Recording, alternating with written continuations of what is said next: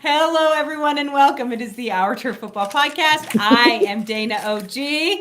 Joining me by the skin of her teeth, literally, Kate just popped on this screen about 2 seconds before the hit line. She's in it. She's like, I'm here. Let's go. Let's roll with this. Joining me is Kate, is Sonia, is Lisa. The whole gang is here this week, and we are so excited to be here for you. We're all losers this week.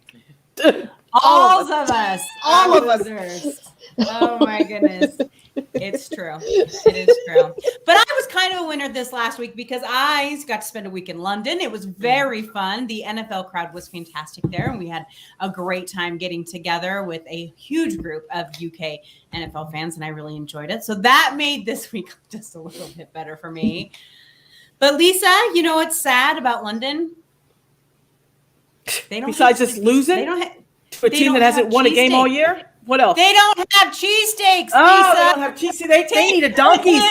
They need a donkey's cheesesteak. Yes, that's what they needed. They need a donkey's cheesesteak. We all do. Medford, Camden, beautiful new facility in Mount Holly. You know, we can't tell you guys enough. Please tell them the Our Girls sent you. Our Turf Girls sent you, and go get the best cheesesteak north of the Mississippi. I'm telling you. I heard they spit on the other ones, but if you tell them the Our Turf ladies sent you, you get the good stuff. Yeah, the top shelf. Get the top shelf meat. You get the good stuff. You can say that Our Turf Girl sent you. Oh, hashtag top shelf meat. Top shelf meat from donkeys. We love donkeys, and we're so appreciative of them for sponsoring our podcast for this year. And we love everything about them, and they are fantastic. So please go check them out. They are on Twitter, they are on Facebook, and they are the best cheesesteaks. The best cheesesteaks. Go check it out. Absolutely. All right, everybody. So we need to talk about this week. Okay, so we're all giant losers. Some of us are a little bigger losers than others. Poor Sonia down there. We're going to talk about the Lions later because your coach, he flipped his personality this weekend. And so but you know what? We'll get into that later. We'll get into that later. We will, for sure. We're going to talk about that for sure. But here's the deal. This was a weird week for a lot of people, for a lot of teams. But the biggest thing I think that came across this week were the injuries. There were some nasty, gnarly injuries this week, and some scary ones at that. Lisa's going to give us a little bit of an update on some injuries. Well, one of the injuries, of course, happened last night in the Texans-Bills game with Tyler Lewan when he went out on a stretcher. And I'll tell you, is it not scary seeing these guys get him? I know a lot of it, is precautionary. But, man, I tell you, it's kind of just scary. And seeing the players and the look in their eyes just really brings it to perspective of certain things and kind of how brutal this sport actually is. I know we all kind of, say they're kind of getting weak in the hits and stuff, but they still brawl in those lines in that trenches. And he hit the ground and he wasn't moving. So, I'm glad he's okay. He's listed actually in the concussion protocol. So looks like he might even have a chance to play this week. But I'll tell you what, the team that really took the hit were the Cleveland Browns. I mean, Sunday, it seemed like every single other play, they were losing players. And the bizarre one to me was Kareem Hunt. And I actually kind of reached out to Kate and I'm like, was it a non-contact injury? I didn't see anything. And of course they've already, Nick Chubb being out. So, and it looks like, Kate, that, and Landry went out. Landry's on injured reserve, I heard. And they went out. He might come back this week. He's coming back. Yeah, Landry's coming back this week. I started the season with what I thought was going to be the two best running backs in the league. They are both out, and they're going to be out for multiple weeks. Baker Mayfield completely tore the rest of his labrum, but he insists he's playing Thursday night. Dude needs to sit and let someone else play because I'll tell you the last 2 weeks, if not 3 weeks of Browns football, you could tell that Baker was playing injured, that shoulder was bothering him. His accuracy has been absolute crap. So I don't know if we will say Case Keenum. We have Denver in Cleveland here on Thursday. It's not even like he's got till Sunday to get. It's Thursday. So it's 2 days, people. 2 days. Yeah. So I will be surprised if Case Keenum's not starting under center on Thursday night. It's just JOK is out. Like he has been. I was putting him in the defensive rookie of the year conversation. The stuff that he has managed to do and pick up as quickly as he has, and he's going to be out multiple weeks. So, I mean, we're at the bottom of our division now. We are alphabetically above Pittsburgh, but let's face it, we're at the bottom of our division, and I don't see our schedule doesn't get any easier. Mm-hmm. No, I mean, frankly, you need Sonia, him we to be play actually you. healthy. Yeah, we play the Lions in a few weeks. You may get a win. I was about to say that's probably our best chance right there. I hate to say it, but that probably is. No, yeah, we're a hot mess. Like I've mentally written the season off. Now I'm just working on my fantasy football league again.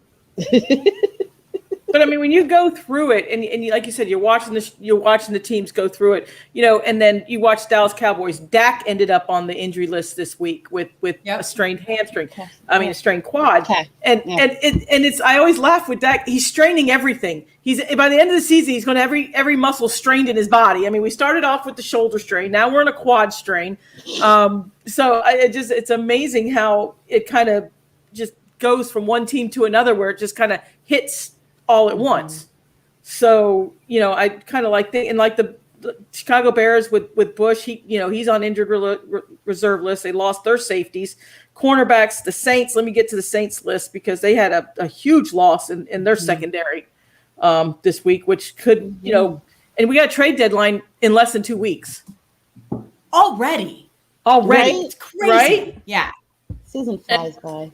Exactly. I didn't realize the bye weeks start this week, and then I went to look at my fantasy football lineup this morning, and I have 2 teams where I drafted, a quarterback and a backup, and they're both on byes this week. I'm like, who does that? I usually pay attention to that for a couple of positions, and I have no tight ends on another team. It's like, oh my gosh, it's bye week already. Yeah. And usually what happens is usually the teams that are in London have the bye week coming up. So the Jags will have the bye week. The Dolphins didn't want the bye week. Our bye week isn't like until November. Right. Mm-hmm. So it's kind of ridiculous on how some of these and the injured reserve, I'm still kind of getting used to it. The 3-game designated, injured reserve, because to me, when I see injured reserve, that means you're done for the season. Right. I'm still kind of trying to get used to that, and so I'm looking at this list going, okay, it says injured reserve. We all know Christian McCaffrey went on the injured reserve. The kid is hurt every year, always misses time every single year. Mm-hmm. Every so single year. There used to be 2. You had IR and then you had DTR. They could specify that you were designated to return. You had to sit out for, I think it was 6 weeks, and then you could come back. Mm-hmm. But now it's just one flat term for it, and it's a minimum of 3 weeks, and then you're allowed to fill that roster spot, and then they can come back at any point after that. Yeah, and the Baltimore Ravens lost Ronnie Stanley, their offensive tackle, and that's a huge loss for the Ravens. Yeah, I think that is, and I think he's the season, right? Because he had ankle injury. I'm pretty sure he had surgery. Ankle surgery. He chose to do that. Yeah, he chose to have surgery. So I mean, that's huge. Lisa, what's up with Devontae Parker? Am I just dropping him off my fantasy team? I would. Is he coming back ever? I would. Just sit him? I would. I mean, he it's funny. He reminds me of Will Fuller when Sonia was talking about Will Fuller on on a fantasy. It's like he can't stay on the field. I mean, it's amazing. I mean, and we get day to day. We get no information. We get no information out of Flo. It's day to day. We'll see how he practices. And like you would text me that morning. I mean, not 2 seconds after you text me, I got like 3 messages like Parker won't play. He's on the field right now. He's talking to Flo, and Flo shook his head and walked away. I'm like, he's not playing. So I expected to see him Sunday. I just don't know how much production he's going to have. Yep, and Julio went out again. I put him back in my lineup, and he hurt his hamstring. Gone again. Thanks, Sonia. Yeah, but God, and John did remind us that Patrick Peterson is on IR for the Vikings now too. This was a nasty weekend. Nobody cares about the Vikings, John. We do, John. I swear we do. Okay.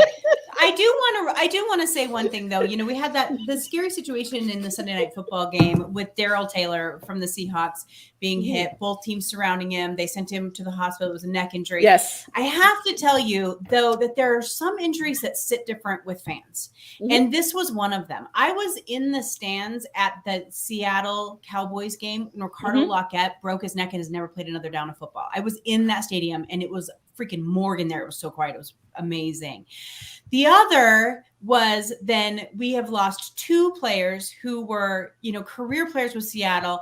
We had Cam Chancellor, who lost lost him to a neck injury. Cliff Averill lost him to a neck injury. So when he went down, Seahawks Twitter melted because this kid is not technically a rookie. He was drafted not this year, but last year, but didn't get to play last year and has been so good. And so I think that there's some of those injuries that just scare the crap out of a fan base and remind you, like you said, Lisa, how much we need to remember these people put their bodies on the line. I think that is just so important. And it's got to be scary to them, Dana. I don't mean, just like with it's so true. When he went down, he wasn't moving.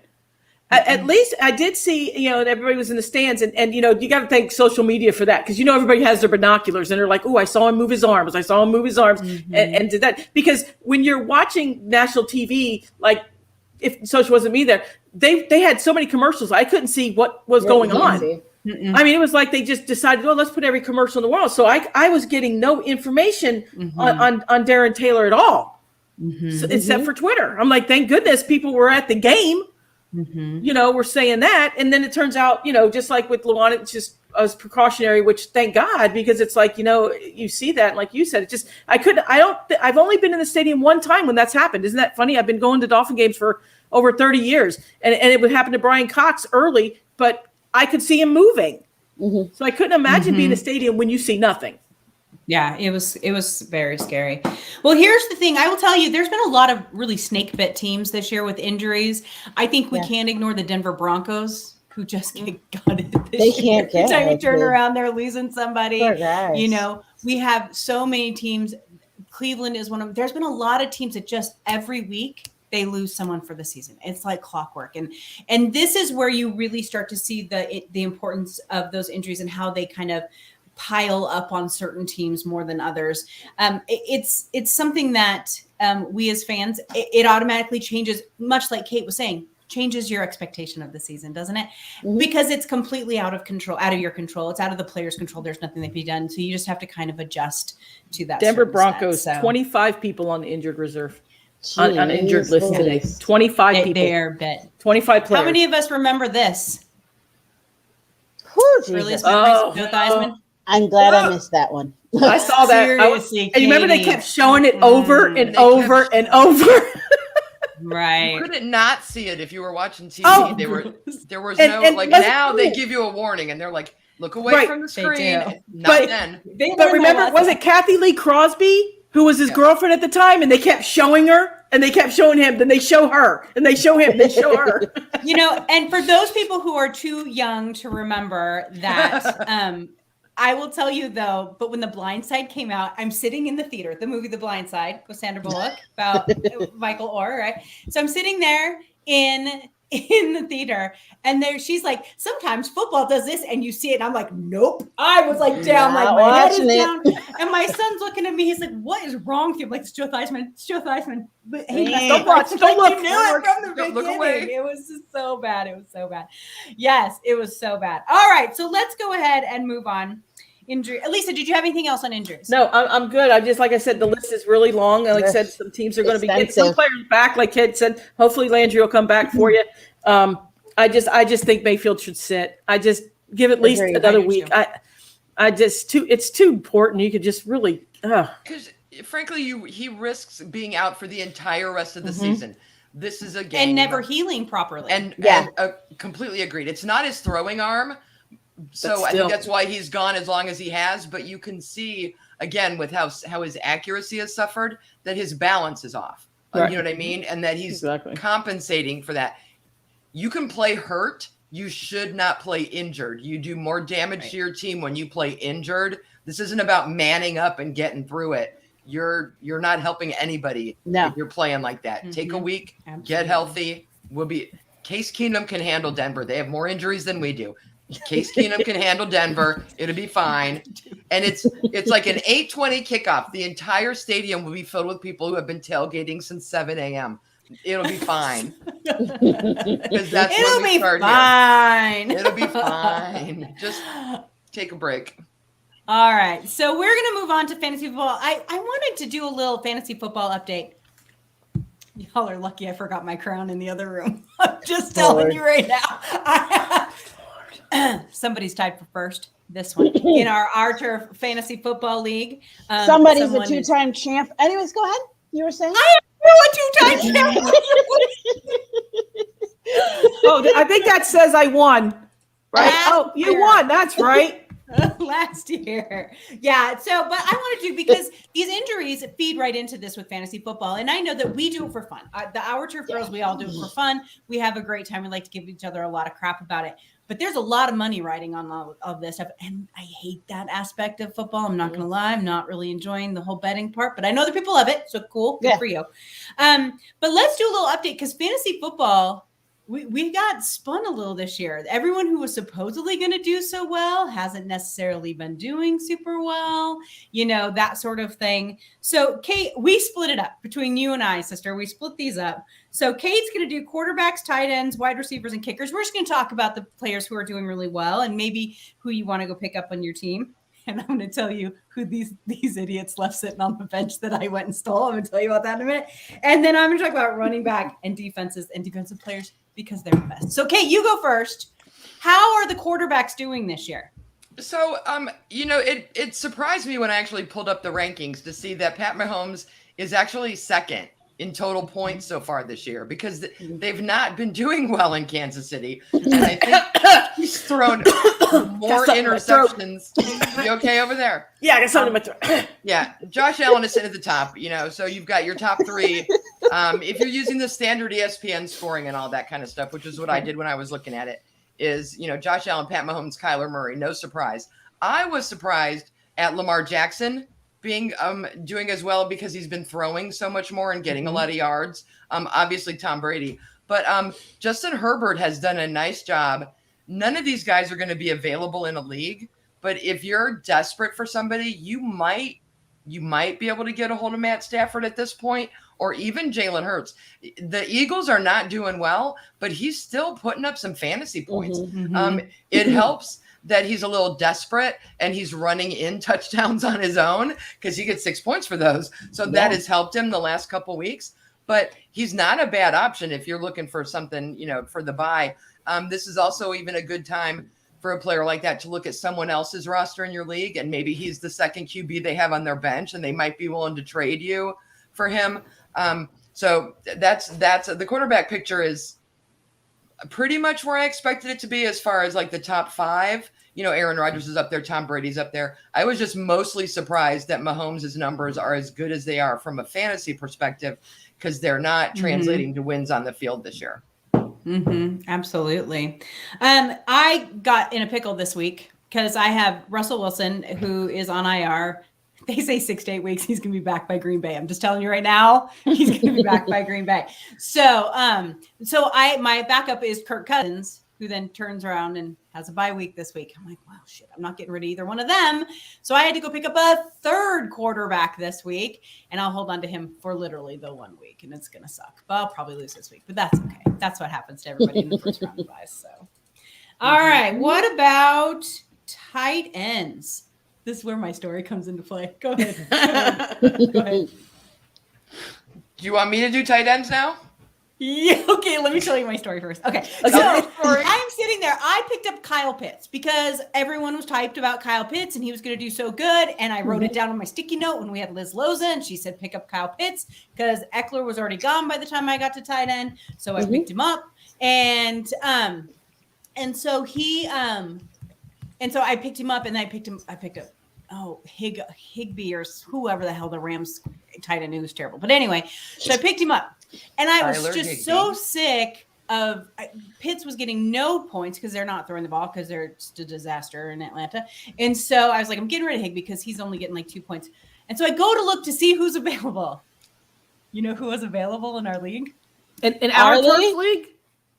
Who? Mr. Knox from the Buffalo Bills. Dawson? Yeah, second-ranked tight end in the league. Dawson? I got him. And I'm kicking people's ass ever since. Thank you very much, Mr. Knox. Anyway, go ahead. Talk about the tight ends.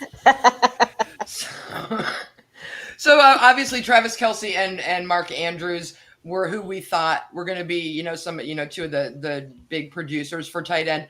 And they have been, like, by leaps and bounds. At this position, for me, as I was looking more than any other, there is a huge drop till you get to the next group of guys. Right. Dalton Schultz is having a very nice year in Dallas which should not surprise us because Dallas, no matter who the coach is, always seems to have good fantasy producers from their tight ends. You've had Jason Witten. You've had a number of them over the years that have come out of Dallas. So Dalton Schultz is looking good. Darren Waller in Las Vegas, they had a little bit of a bump with that whole Gruden mess, but they're picking up steam again, and I think they're going to get that ship righted. So he's a good guy. Dawson Knox, who we just talked about. TJ Hawkinson is someone that, he and Noah Fant I find very interesting because they are still managing to put up very similar numbers. They went to Iowa to college together. They came out in the draft together. There was a whole thing of which one do you take? Apparently you could have taken either one because they are both doing really well. Gronk's still top 10. I think a lot of people expected they were going to get more. I feel like he's not neither, right? Yeah. But he's been injured, I think, and that kind of brings it down. But the games that I've played him in, and I have him with Tom Brady, so it just works. It's just magic right there. It's off and on, but again, it's about that space at this position. Travis Kelce and Mark Andrews both have over 100 points through this many weeks. Then the next four guys are in the 70s and 80s, and then it drops down to Gronk's got 54 points. It's not, these are not position players who are going to get you 20 points every week. You're going to get 3, you're going to get 5, then you're going to get 24, then you're going to get 5 again. You know what I mean? So it's just going to be hit or miss except for those top 2, it's going to be hit or miss with, is this the week? And you're going to have to really look at your matchups and see how the defense does against the tight end position and hope the coach schemes for it. It's true. All right. So I'm going to jump over to running back just so that we can get a little bit of variety here. So let me just say this. I looked up fantasy football leaders in standard scoring from weeks 1 through 6 overall. And let me tell you, other than quarterbacks, there is a whole bunch of running backs in this. And it's, there's been such a thing lately about, running backs aren't, worth it or whatever, they want to say. But so the running backs have been really good this year for some. Now, obviously, they seem to, though, be getting more injured than others. And so I'm sorry, my sheet is having a terrible time loading. All of a sudden, it's completely stopped loading. And I don't know why. And I'm really sorry about that. So let me see. I can't even get the stupid thing to load now. Okay. Yeah. So let me see. Is it? I apologize. I'm so embarrassed right now. I'm so sorry. Okay. So running back. So obviously, I think that everyone can guess who the number 1 running back is. Derrick Henry? Right. Is there anyone else? He has 154 points. The next one down is Austin Eckler at 101. Derrick Henry's murdering everybody. And literally. Yeah, literally knocking their heads off. Are we right? And so that has been really interesting to me because I wondered if they would give him a little leeway this year. They're going to burn him out by the end of the season. That's a whole different conversation. But he just seems, what did they say? He was on pace for 36 touchdowns this year. What? What are you talking about? It's just crazy. All right. So then we have Austin Eckler. We have Zeke Elliott over there in Dallas, which the first couple of games, Elliott was not really doing very well, but he certainly seems to have stepped it up and gotten better. Number 4, Dana's number 1 running back, just in case anyone was curious, Mr. Jonathan Taylor out of Indianapolis. He's just so good. And then you start to get in, after you get up past Henry and Eckler, then you start to get, there's a couple more, Elliott and Taylor, but then the numbers start to go down pretty much. You're in the 80s then, in the 70s then. But to be honest with you, that second tier running back group, so anyone from let's say Kareem Hunt, who, was having such a good job, Cordell Patterson, where the hell did he come from this year? That's a whole different conversation. They're all pretty solid at that point. It isn't until you get to the really lower levels that you have a big drop. But it's been really interesting with the running backs because teams either use them all the time or you never see them.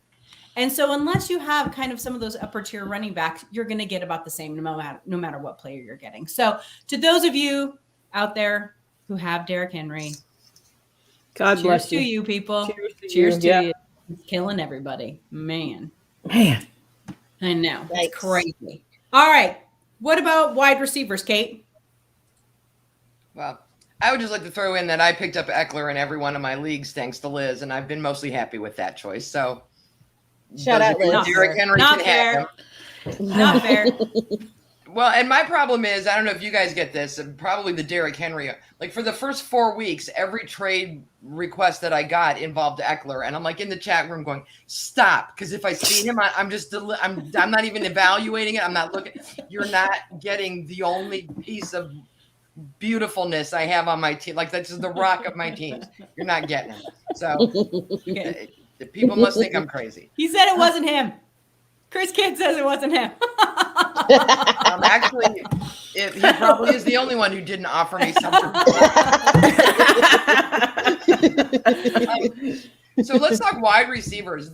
I frankly was shocked and amazed to see that Cooper Kupp is sitting at the top of the list. And like by Why are you surprised? points above Tyreek Hill at the top of the list. It's just I know. I knew he'd be solid. I knew he'd have a good year. I just didn't expect that gap. You've got Devontae Adams from Green Bay right on his Always tail. a monster. Always. Always. Mike Williams from the Chargers having a good year. Jamar Chase, I think, is the biggest surprise because he's in Cincinnati, because nobody really expected Burrow to do what he's doing. Burrow's numbers aren't top 10 or top 15 from a quarterback standpoint, but he hits the same targets over and over again. And the receivers are getting the catching the yards and all that other stuff. So it's weighing very heavily in his favor. So he is having a really nice year. And then Justin Jefferson out of Minnesota is someone that I was hoping would bounce back this year. I'm sure our friend John has nice things to say about Mr. Jefferson right now, but he is doing really well. And then my other big surprise is the next guy is Marquise Brown out of Baltimore. Again, Lamar is throwing the ball and the wide receivers are benefiting from it. From a fantasy standpoint, but there's again a lot of separation between, you've got Cooper Kupp and then you've got Tariq and Devontae and Mike and Jamar, and then everybody else is real close. So if you need to pick up, there are even wide receivers on the waiver wires. I'm in 3 leagues on 3 different platforms, and I saw some of the same wide receivers that are in the top 20 from total points. That are available for people to pick up on waivers this week if you need a wide receiver. So there are a lot of options. It seems to be a pretty solid position. No matter who you get, you'll probably be able to get your points worth out of them this week. And sometimes in fantasy football, I think that you guys would agree, it's the consistency you're looking for more than that you need the same number every week that you get there. I think that's. I just want them to hit what the projected is. Yep, that's all. It frustrates me when I go into weeks and I'm projected to win by 5 and I lose by 30. It's like, you know what? Can you just bowl your average? Just bowl that is so true. That's what you're going to get all now. I need you to do. Yep, that's what you're going to get now, because we're going into week 7, 8, 9. This is the week where we always say week 1, 2, 3.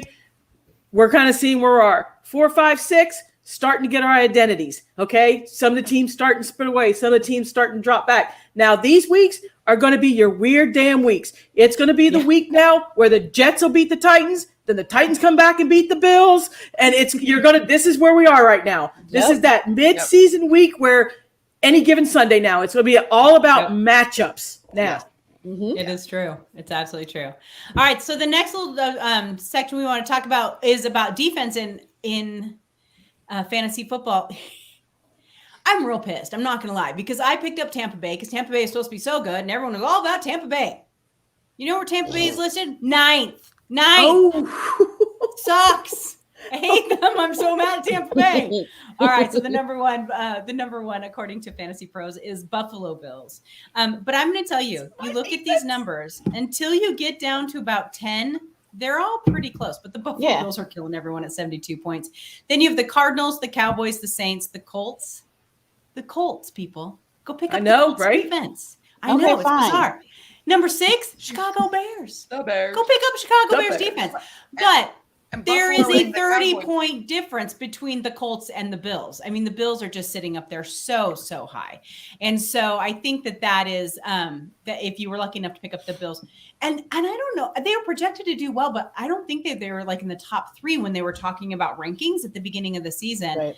But let me tell you, Tampa Bay, I got a bone to pick with you. All right. Then the last one I'm going to do. Dana, this week the Bills and the Cowboys are both on a bye, so that moves everybody up 2 spots. That's true. That's the nice way to look at it. All right, individual defensive player. Not everyone does these. Not every league does. We these. do. I think we do. We Because do. Lisa makes us. Amazing. Yes, I like it. Don't you? I like do it. too. I actually I kind of like it do. too. It gives us Yeah. a nice little boost sometimes. So obviously, linebackers have the top 7 spots. Your Right. linebackers can get sacks. Your linebackers get tackles. Your linebackers are kind of the Swiss Army knife of defense. And so that's a great way to go. In the top 5, you have Bobby Wagner, Roquan Smith, Eric Hendricks, Perryman, and then you have TJ Watt, Diggs. There's so many. But I want to say this. In our league, the number 1 defensive player is Mr. Myles Garrett. And he's on my team. I just thought I'd throw that out there. He's on my team because I like him so very much. But defense is, if you guys play in a league that doesn't have an individual player, it is so much fun. It is just so, they just add kind of a nice little boost. Yeah. So I really hope that you guys will do that. So, all right. We're going to end our fantasy football talk with Lisa's favorite position. Kate, It's what's time to Lisa's talk favorite about position? Kickers, because they have one job. And one job only. Oh, and I'd just like to mention John's kicker choke job, but you you picked it up, thank goodness. But you know what? One Wasn't job. me. Wasn't me, John. It was not me. I didn't say it. One job, John. Lisa, did your team lose to the Jaguars this week? Dude, 0-20. They have not won a just game saying. all year. She should you know not what? be And- throwing stones at his They glass won. Oh, I'm house. throwing stones at his kicker. I throw stones at everybody's kicker, even my own. True. Literally, you have one job. I don't know that that's true. The Bills got exposed a little last night. I don't know that I agree with that quite. I I don't think either. that was just That was a fluke. But anyway, And yet, 9 out of 10 times, Josh Allen's making that yard. right, for sure. I'm All sorry. right, He we just want to slipped. talk about kickers. We Kickers. wanna talk about- Go ahead. Kicker Tyler Bass is number 1 leading the league in fantasy points. I'm like, why are you not kicking and going to overtime? Anyway, Justin Tucker's number 2, and I think a lot of that is because he got like 8 million points for that 66-yarder. Yeah. So that really gave him a giant boost. Matt Prater is just solid out there in Arizona, as well as Nick Folk. Greg Joseph in Minnesota, as much as you tease and laugh about him, Lisa, has been a solid performer this year. Mhm. There's not a lot of spread. This is a lot like the defense. There's not a lot of spread, between the guy in first place. It's like 12 points separating the top 20 kickers. It's not Where's a lot. Justin Tucker? How is he not the number He's one? 2. He's number 2. Still, even with that kick, he's still 2? Because they're scoring too many touchdowns. They're not settling for field goals this year. Because that's kind of what you need to look at. You look at the teams that have the most, Buffalo's, he's 11 for 11 on field goal attempts. Justin Tucker is 5 of 5. Mm-hmm. Wow. You know what I mean? In the 0 to 39. I mean, they're just not kicking as many field goals. He's got the record for the longest one, but that's what you run into with some of these. Zerline in Dallas, they're getting touchdowns. He's kicking extra points. He's not kicking. Yeah, I field goals. dumped him. Yeah, but Nick Folk in New England, they're kicking a lot of field goals in New England. Yeah. Right? Yeah. So, That's true. I mean, that's kind of what you have to look at. So, there are a So couple you guys. kind of I'm want a gonna- team that's not that great in scoring. Right. Yeah. So if you're looking to Tyler's pick people up, scoring. I would suggest this week go for the Thursday night matchup, either Brandon McManus for the Denver Broncos or Chase McLaughlin if he's available for the Browns, because I have a feeling there's going to be a lot of field goals going on Thursday night. And you will probably see a lot of them this weekend with – who are the Jets playing? Titans? Is that this week? Titans, I think this week. I think, yeah. I'm predicting some field goals for that game as well. So – No, they already played the Titans. I was about to say, I think don't they play just the played Titans. the Titans. hold on, let me get my scheduler out. Remember, because that's who the Jets won that game. Yeah. The They don't Jets play- won that game. Oh, that's So- right. You're absolutely right. Jets play the So, Patriots. Yes. Patriots. Oh, yeah. There'll be field goals. I knew in it was that one. There'll someone. be field goals on I both knew sides it of was that. someone crappy that they could kick field goals on. So Yeah. All right. Well, that's your fantasy football update. We will talk about it again once the playoffs get started. Yes. Anyway, so we're going to move on from that. All right. Now we're going to talk about Sonia, I'm just going to kick back and listen. the Lions. So Just I kick said back at and first listen. that we should talk about Arizona and Detroit because Arizona is undefeated. Thanks a lot last week. I'm just saying. And this week, and after this week, the Lions still have yet to win a game. So now I know you have a lot of feelings on this. You are a diehard Lions fan, and I love you for that. And you've never given up on this team, and I have huge respect for that. So, but thank you. Your coach is a wackadoodle, and I cannot put my damn finger on him for the life of me. 1 week he's crying because he loves these boys so much. The next week he's throwing his quarterback under the damn bus. What is going on in Detroit? That's why I said you got to wait till he coaches. You have to wait till he coaches. Nobody, and I saw a podcast or a YouTube video from one of the Lions fans, and it just hit the nail on the head. He was like, everybody was so excited because he was crying. Nobody asked him to, get all hyped up at the beginning of the season. Nobody asked him to put on, like the gear, at the Detroit Grand Prix, the helmet, the racing helmet. Nobody asked for that. He's like, I'm not coming out here and wiping your butts. But then he cries. Okay, now, so maybe he might need some medication. He's a good guy. I hope he does well. Players like to play for him, but he threw his quarterback under the bus. Now, I'm going to say that I watched that whole press conference, the whole thing, just to get an idea of where we were coming from. And he did. He put a lot of blame on himself. And he, for the beginning part of that conference, he was just like, I got to do better. It's on me. When I get my ass kicked like that, I got to do better. Well, yeah, we know that the Lions wide receivers are missing. They ain't got That's funny, John.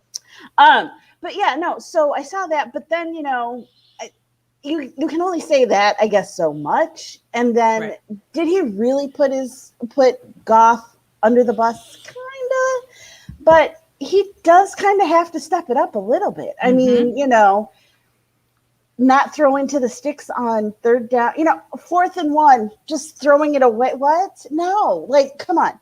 You're a quarterback. You've been to the Super Bowl. We get you're not the greatest, but we kind of want that effort. And so, even when he was walking into the game, and granted, I know you guys are in his zone. Football players are in his zone. And Chris, that hurts. You're absolutely right. It's Freddie Kitchens. It's wearing a Pittsburgh started sweatshirt and then yeah. Sorry. Yeah, He's it's okay. Absolutely right. It's okay. But it's fine. I think so. Here's sorry. So here's something that I found interesting is that today on Twitter they were putting up Jared Goff's stats with Sean McVay and Jared Goff's stats without Sean McVay, because that was not the first team he played with. So and obviously with McVay and that team that they put around him, his numbers were fantastic. He went to the Super Bowl and all that. It doesn't discount the struggles that Goff has always had, but obviously good coaching gets him to where he needs to be if he has good weapons. And there are some good weapons on that team. So when he threw him technically under the bus, and I agree with you, I didn't see it that way. I just know people were saying that. I think that he was telling it how it is. He was. But it is the coach's responsibility to get him to play better. Yes. Isn't that not true? Right. It is. And do you think from what you've seen so far, is he the guy to be able to do that? Maybe. That's the question. Yeah, that's the question. And so far we've not. Okay. The first 5 games they had fight. They were, at least in the games. This was the first game that it looked like, and that first half, the defense stepped it up and they were serviceable. But it just, it didn't. And so it falls on the coach. It falls on the coaching staff. They got to figure out a way to get Goff either out of his head or just better. And I don't know if he can do that, if he's up for the challenge. I don't know. Taking the Lions job is never an easy thing. It's not. I mean, there's a lot going on, and I don't know what it is about this franchise. I don't know. I have to look back and have to see if we got to exercise somebody. I don't know, but it's tough, and you gotta be ready. So I want to turn this conversation just a little bit to something that I read today, and so There was an article that was put out today. I think it was Sports Illustrated about the 49ers and how basically that the San Francisco 49ers needed what they called a metaphorical forest fire to burn it down, because forest fires burn everything, but then they cause regrowth, right?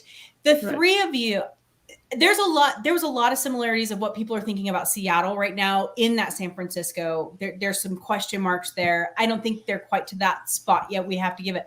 But the three of you have all been fans of franchises that needed that same metaphorical forest fire, that needed to burn the shit to the ground and start completely over. Rebuild. And we all called know rebuild. It is, but it's different because in a rebuild, that's the players. Why? By this article, they mean they need ownership, GMs, coaches, like they want them gone, like they want it burned out and start again. And I think that I always say, be careful what you wish for, because we've seen teams take 20 years to build it back, right? Yes. But at the same time, I feel like that is where Detroit is. I feel like, and Lisa, what is your thought on this? Because you are still in the process of a rebuild, and I know that you're not real happy with your team right now. You weren't happy with football, period. You guys should have seen the text we got from Lisa. Let me tell you, holy cow. It was pretty. It was hilarious. It was colorful. I was having a language meltdown. violation. I'll just say that. Yeah, there would have been a lot of beeps had she been on television. But here's the thing. I feel like, Lisa, that this is where Detroit is at. They need it gutted from top to bottom, like from top to bottom. Yeah, it's rough. I mean, it's rough down here right now because it's like, but when that happens, like you said, when you give the fans the expectations of what they want, because this is not true. You lose 3 games and everybody's screaming for a rebuild. Everybody's screaming. You know, and like you said, it takes time to rebuild these. And we're talking about, we go from the offseason to having all these picks to having young players. Young players need time to develop. You can't just take a 23-year-old kid, throw him out there, and you have a Super Bowl team. Right. You know, in Sonia's, my problem with Dan Campbell and the Detroit Lions, they traded for the wrong quarterback. Goff is not your quarterback. Goff is your backup plug and play guy, because he's just, I mean, I'm sorry. You're in this league how many years? You're on a 4th down and you throw the ball in the stands. What are you throwing away on 4th down for? To live another day? You just lost the game. You know, I'm confused. At least if you launch it down the field, hey, you might have a jump ball and have a shot. Or worst case scenario, you just punted the ball away. Right. But you have a guy that's been in the league this many years, and he throws it in the stands. Dan Campbell have every right. I'd bench him, to be honest with you. I'd just bench him. I wouldn't even bother with him anymore. If I'm the Lions, I'm going all in on a quarterback. I'm making trades. I'm bringing a quarterback in, because that you sell everybody you got. And I would rebuild that roster. Yeah. I mean, they realize that they need to. I don't know if they realized it this bad, but yeah. Well, I think he thought Goff was manageable, because look what McVay did with him. I mean, the kid can make some plays, but then he'll kill you. Yeah, but the first few games, Lisa, like Sonia said, he looked serviceable. He looked like a guy who could at least win you, get you. I know we don't have 500 in football anymore, which drives me crazy. But, you might get 7-9 wins out of the kid, because he looked like he had some fight, and it's gone. That fight is completely gone. And like this week is not the week. He's regressing this week now. is not the week he's going to get it back. He's Oh, got to go and no. he's got to play the Rams. He's got to play the team that said, yeah, thanks for taking us to a Super Bowl, but you're not good enough for us. And they dumped him. That is going to mess with his head. And I think that this team, you don't think it's kind of true, though, watching the kid play, Dana? Yeah, but here's the thing. It doesn't matter. If you're trying to win a game, you have to figure out a way to get him past this game. You have to rally around him and say, this is it. You can do this. You can hold this up. You know this defense better than anybody else. They're not going to win this game, and we know it. But you have to at least give him something. You can see Dan Campbell being the coach saying, listen, you SOB, this is a team that didn't want you. This is a team that made you trash. Come out there and kick their ass. He's not right. It's not right. Yeah, and here's the biggest point to all of this. All these people who want to burn down all of their teams. John is 100% right about this. The 2021 college quarterback crop, it's crap. They're crap next year. It is crap. It's going to be a 2-year system. Third round top pick right now would be like a Bo Nix or something. That's what you got. That's what you're looking at. Knicks. What about this? Matthew Seaver has joined us. Trade Gibson and Sutton for Jonathan Taylor. Yeah, get a running back. They're gonna make Goff that trade. doesn't have Nobody's to gonna throw make that the trade for damn- Jonathan Taylor. Do it. Yep. I agree. Absolutely. I agree. All right, you guys. That's our show. 45 That's our show. minutes. I'm so Damn glad it. I didn't have to talk Why? about burning it down and rebuilding. No, because you are past that stage. I'm past you have that. weapons. You're past Right? that stage. I've moved You're past on. that. And I'm not there yet. Yeah, you're All right, fine. everybody. Pete, the Seahawks are fabulous about that. They're going to have, and they do. They draft great, you know, and they'll, you know, Horrible drafters, Lisa. They are not horrible really are drafters. horrible No, they're drafters. not. no, they're not. But they reload. We'll They see. reload, yeah. They reload. I don't know. But All they're right, drafting everyone. We will there. be back again next week at 8 p.m. Why did I blank on what time? We're the same I time know. every 8 day. p.m. Eastern. 8 p.m. VST. Eastern, 7 p.m. VST. Central Time. And once again, we want to thank our sponsor, Donkey's Place. Thank you, Donkeys. Best cheesesteaks in New Jersey. We'll see everybody next week. Bye-bye.